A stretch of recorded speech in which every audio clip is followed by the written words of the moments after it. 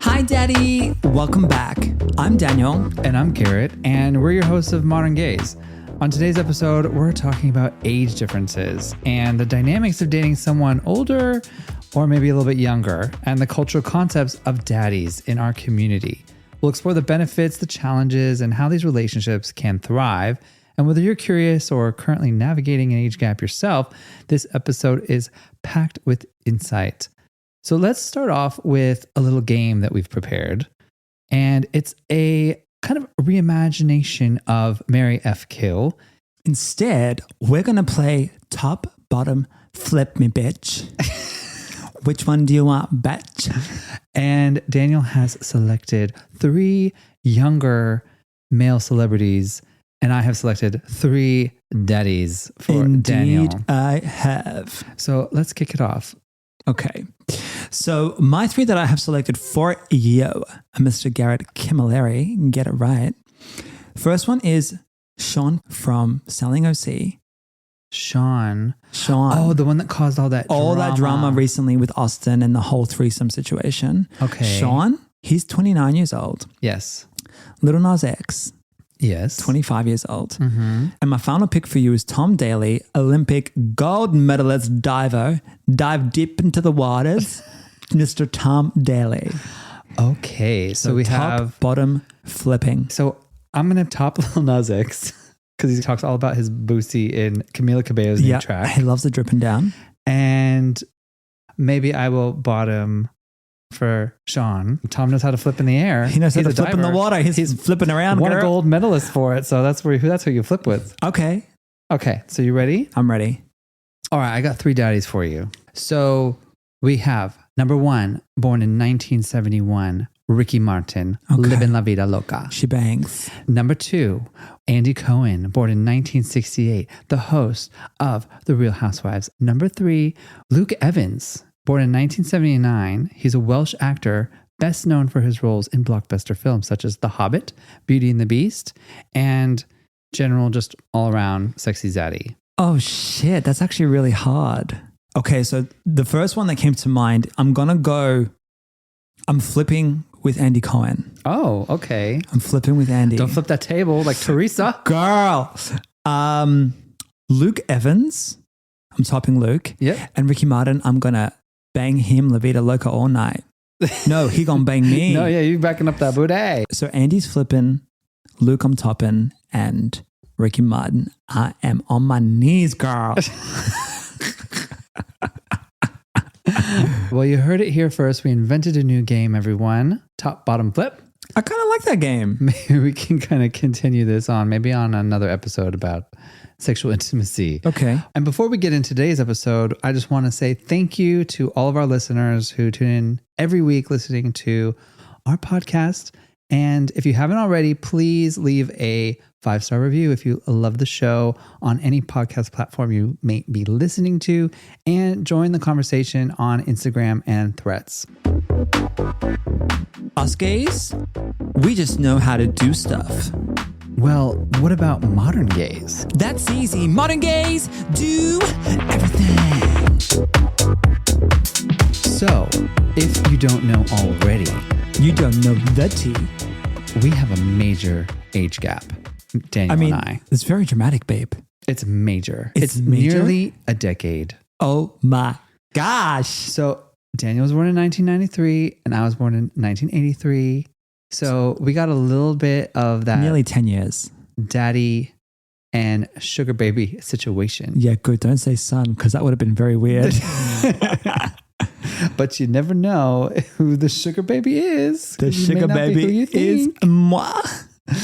So listen. Surprise, surprise. Age gap was never a thing for me, but I never really went out of my way to seek dating someone much older or much younger. I think I was just mostly interested in dating around my own age. Really? So when you were seeking your Prince Charmings, you never looked at their age, and that never impacted your decision on moving forward to date them? I definitely wanted a more mature person. If it was just kind of like a hookup situation, yeah, I didn't give a shit. But if it was more of a dating, long-term, serious relationship, it was around my age or older. Interesting. It was the same for me. I genuinely started always dating older guys.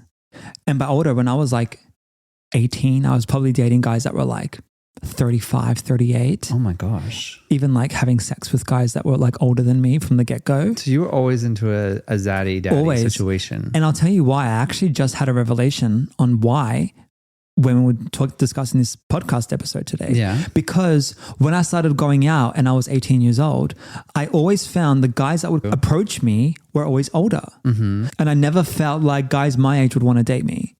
When I was younger, I had a interest in all these superheroes, and like I was really interested in two things. What kind of superheroes? The Chris Evans type guys, and like the people in Marvel, and like the guys that were like built and really strong and like masculine and had all the muscles and whatever. And I like always thought that was attractive as a younger like adolescent kid, and that's always kind of like what I was attracted to. But I didn't necessarily feel like I could approach those types of guys. Okay, so what would you say was the oldest and youngest guy you've ever slept with, honestly? Oldest, I think, would probably be 50. Get out. Yeah. It would be you 50. Did? Yeah. I did too. And then the youngest would be no younger than like 21, 20. Okay. I would say my oldest was maybe 55. What? Maybe 52.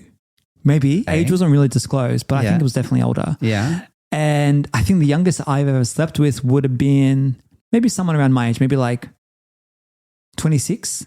Okay. So this is sexual. What about like relationship wise? I think I dated a guy that was maybe 40 right before you. And how old were you at the time? I was younger. I was 24. 24. 25, dating a 40-year-old. Wow. Yeah. But he was very young. So it's like a 15, 16 year difference potentially. Yeah. And that's why it didn't work, because to me, the age difference never worked, because I was like, I can't bring a 40-year-old guy home to my mama. Can I tell you actually a little secret? I always lied about my age. You always made yourself older? I always made myself older, because guys would never want to talk to me or go on a date with me if I said I was 23 or 24. Oh, so you wanted to date older guys, but then you had to lie about your age to say you were a bit older just to get the first date. Correct. But then when you revealed... To even engage in a conversation or a message. But then when you revealed your age, were they like, what the fuck? Well, I had to explain why. Okay. And then they were still like, okay, but that's weird. Well, it's too bad. I got you. We've been together now for like 7 years almost, and married for over 2 years. Yep. We have probably said on multiple occasions that we wish we had met earlier, because we just could have accomplished more things. We could have gone more on adventures. We just like, we would have had more time together with each other. We could have more time previous to this. And that's weird, because if we had met, let's say 5 or 10 years earlier, you would have been like in your teen years. I would have been 19. And then I would have been like in my own 25. like 20. I would have been in my own fuckboy stage. That wouldn't have been the right time. But I was still a fuckboy too. We always say if we had have met earlier, we would have had more time. But then on the flip side, if we had have met earlier, it wouldn't have worked. Too big. Yeah, like a 10 year age gap younger is starting to get a bit too much. And we say that because we want to start our own family and we want to have kids. So we say that we haven't got enough time because we could have like accomplished other milestones and other things earlier on in our life prior to becoming daddies. We could have been in a different place at this stage. But it all happens for a reason, and it's like your own path of life. It is what it is. And we've had amazing adventures together. We've gone to Palm Springs, we've gone to Vegas, we've gone to New York, we've gone to Australia. What is an age difference really? So typically an acceptable age gap has always been this general rule where you half your age and then you add 7 to work it out. We met at like I was 33 or 34. And I was 24. So what is that? That's 15, 16, 17. So that's okay. So that's 17 plus 7. 18, 19, 20, 21, 2 to 3, 24. So that's the perfect 24. age. So we have just hit it. We just hit the acceptable age gap. Just by an inch. Well, it's just a general rule, right? But these days people are dating, 10, 15, 20 years age gaps. Like there is real no norm anymore, because especially among same-sex couples, male and male have a higher age gap when dating. Typically. And it's considered acceptable because it's so common. Okay. So before we get into the specific daddy breakdown, when we're thinking about acceptable age differences and the, I guess, maybe stereotypes that are involved as well as the taboos, obviously what comes to mind is sugar daddy. Sugar daddy Like, 101. There's a Pay my sugar bills. mama. There's Cougars. there's somebody benefiting from this relationship in another way, and everyone may assume it could be financial. There are many older gay men that I have known over the years who are probably in their like 50s, 60s, 70s, mostly European, that had huge careers and then ended up meeting someone later in life when they were a bit older, and they met a partner that was a lot younger. And they brought them into their world because they really crafted and created this whole life that may have been able to provide a much more comfortable life for the other. Right. Not that it was like a sugar daddy baby situation, but it was more of like, I've built this huge life. I have all this money. I have this house. We can do all these things, but I don't want to be alone. And I want to invite you on this adventure, and you don't have to worry so much about all of these financial aspects. I mean, sign us up. Where are you at, Zaddy? Well, so I actually met an artist in France, in the south of France. He has a gorgeous house. He's an artist and like interior designer, and he is in a throuple. So he's like in his 70s now, or 80s even. And he had met a partner earlier on in his life that he was with for a very long time. And I think the age gap was about 10 to 15 years. They were together for a very long time. And then they met someone new who was a bit younger than them by another 15 or 10, 15 years. So then you have a 50-year-old and a 65-year-old and an 80-year-old now. And they all have this like unique age gap, but they all are still living a symbiotic life with one another. They're all working. They all have their own like independent legacies that they've built up, but they've partnered together in a way. Okay. But there is like a double age gap within that scenario. And there's this kind of interesting triangular, very interesting love triangle dynamic situation that's happening. And on top of it, they've added this other issue of age difference. So what would you say, in your personal point of view, what defines and what characteristics make up a daddy to you? Okay, I think a daddy is someone who obviously is older.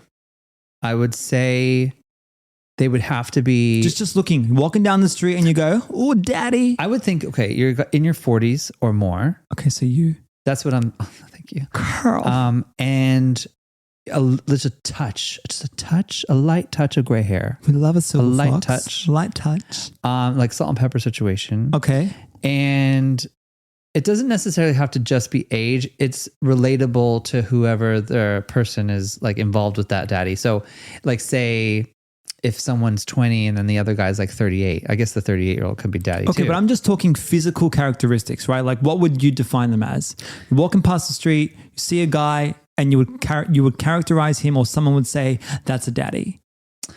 Physical, I would just say some signs of aging. I think it's not so much about physical. It's more about the mentorship or the care or the emotional like intelligence, the intimacy, the knowledge, the power. It's the knowledge and it's experience, and it's like what they can provide in the sense of growth and mentorship in a way to help you kind of level up your life. Correct. They've lived it a bit more than you have. Because some people say that it's about the assertiveness, it's about the control, it's about the power. They like that, oh, tell me what to do, daddy. And I don't know about zaddy, if this is correct, but for me, a zaddy is a daddy that just is rich and has lots of that energy where it is a sexy level of, like that's class, style and class. And daddy can just be simple, scruffy, silver fox, a bit daddy. of it like a dad bod a bit. It doesn't have to, you don't have to be like built. Like, okay, you could just be an average person, that has an energy about you that makes you a daddy. You said that word mentorship. Yes. Which I think is very important.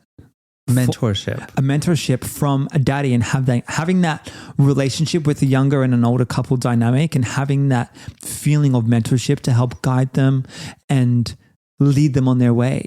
Well, let's talk pros and cons then. Let's talk pros and cons. So let's talk pros and cons about us and what we've experienced in our age gap, and then we can talk general. Okay, fine. So pros for our age gap specifically. Let's bounce them off. Go pro. I think it would definitely be my emotional intelligence. I would say your mentorship. You've definitely helped guide me and mentor me in terms of succeeding and finding my power.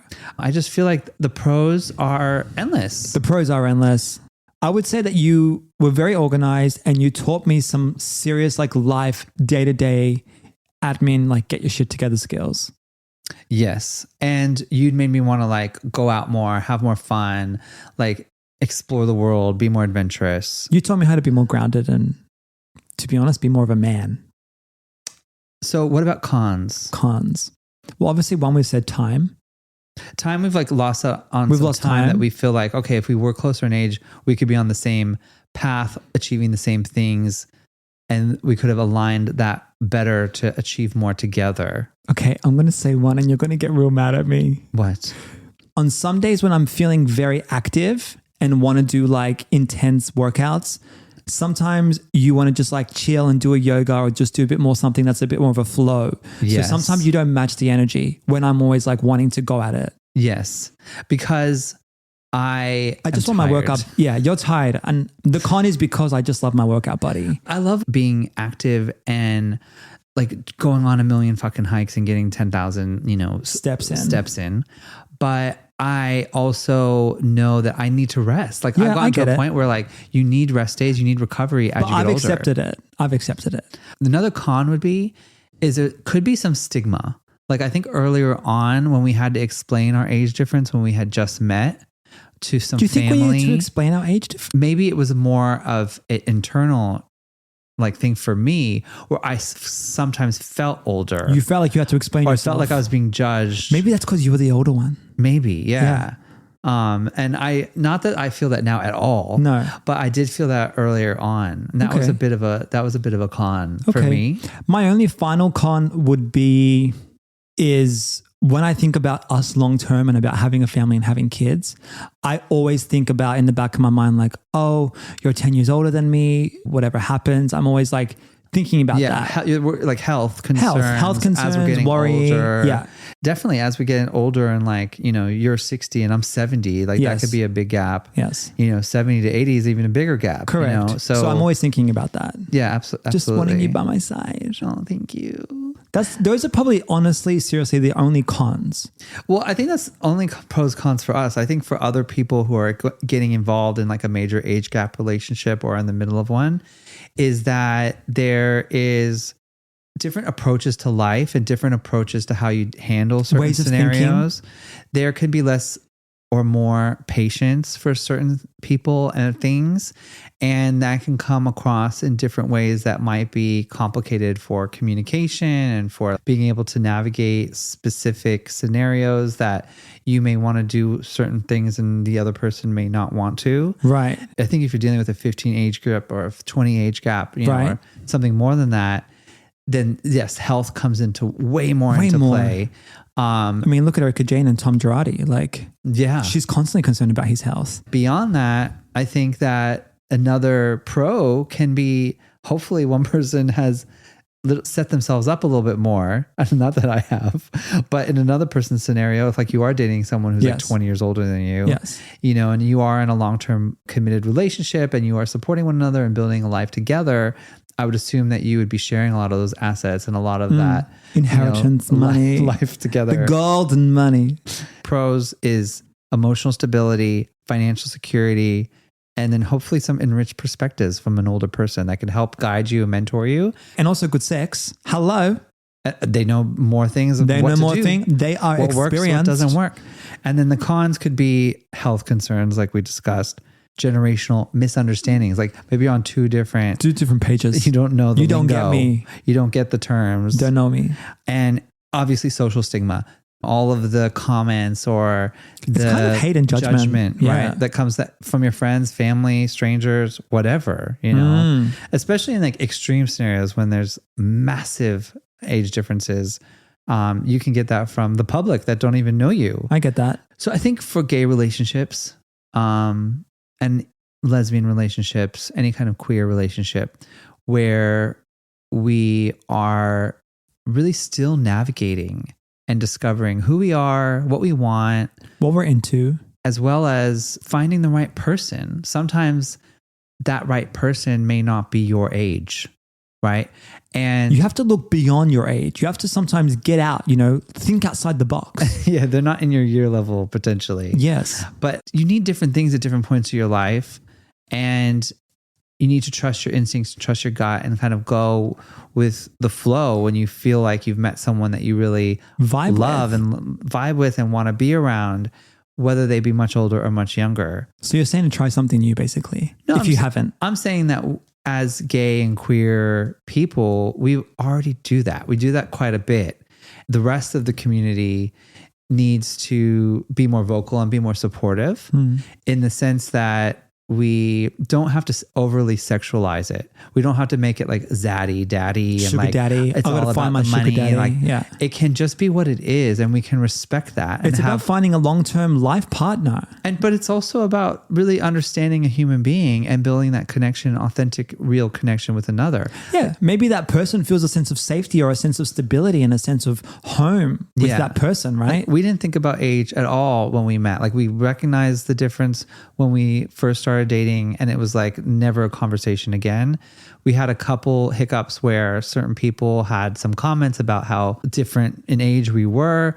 Nothing was really that negative because we pretty much squashed it, or we're at similar parts of our life, or we have similar kind of attitudes in our age. I kind of like it because when I turned 30, I was like to you, babe, what was your 30s like? And then you're like, okay, this babe, is what you gotta do. This, and this. So I always ask you for advice on like what happened at this point of your life. You do. I do. And that's where that's fun to be able to share some knowledge, but also get excited that I still feel that energy. So to wrap up today's episode, age ain't nothing but a number.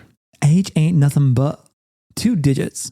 And you are as old as you feel you are. If you are someone who's 30 years old and you feel like you're 50 and you can't be bothered, then maybe you should be dating someone that old so that you understand. No, you should go the other way. If you're feeling old, you should go 18, girl. It depends on what you need and what you want. Because I mean, if you want to like, bring up that new energy in your life and go and do something a bit more spontaneous and have that kind of youthful energy in your life, then maybe seeking out someone a bit younger than you would be a smart move. Right. But if you're really happy with what you've built and the life that you want, like maybe you love doing what you love doing and you really have an old soul, then seek out someone a little bit older than you. I agree. I feel like it's kind of not so much of a stigma anymore. It doesn't have to be so taboo.